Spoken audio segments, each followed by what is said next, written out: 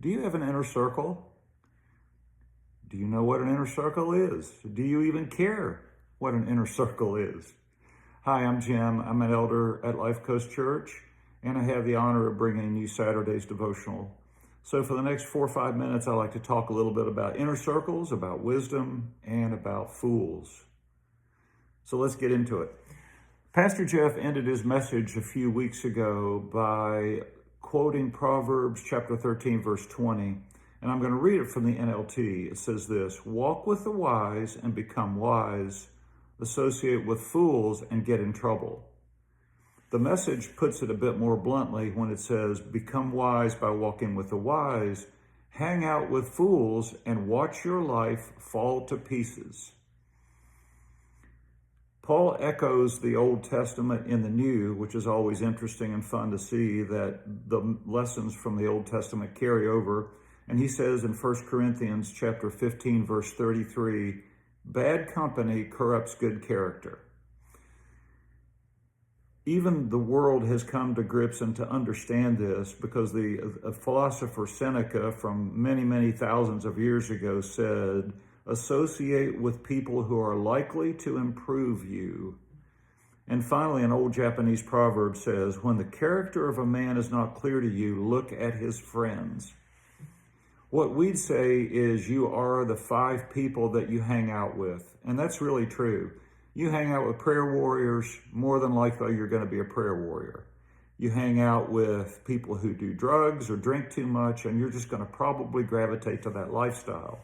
So it's just human nature. You just gravitate to the people you hang out with, and you adopt their behavior pattern.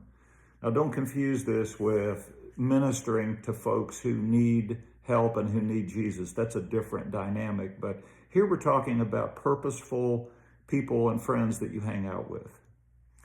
That leads me to the topic that I'd like to discuss for the next minute or so, and that's the idea of an inner circle.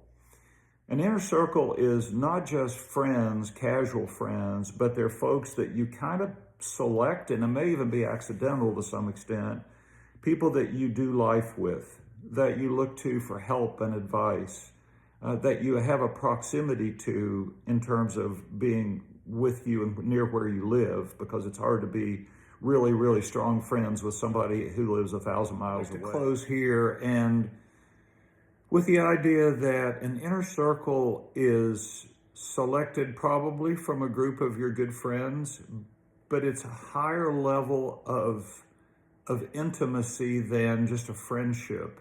It's an accountability group. It could be a prayer group. It could be people that you just enjoy and that you can do life with. It could be family.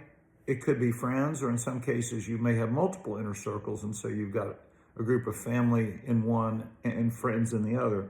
A great place to start would be here at Life Coast, to find fellow believers that share your values, that share your ideas, and that you just click with. And it's a purposeful thing, again, that you would set out to find those folks for accountability, for connection, to share your beliefs and to share your faith with. I hope each one of you is successful in doing this. And just to close, from the Gospel of Mark chapter 2, why is this important? Because the man who was lowered through the roof by 4 of his good friends had the idea and knew the idea of what an inner circle was.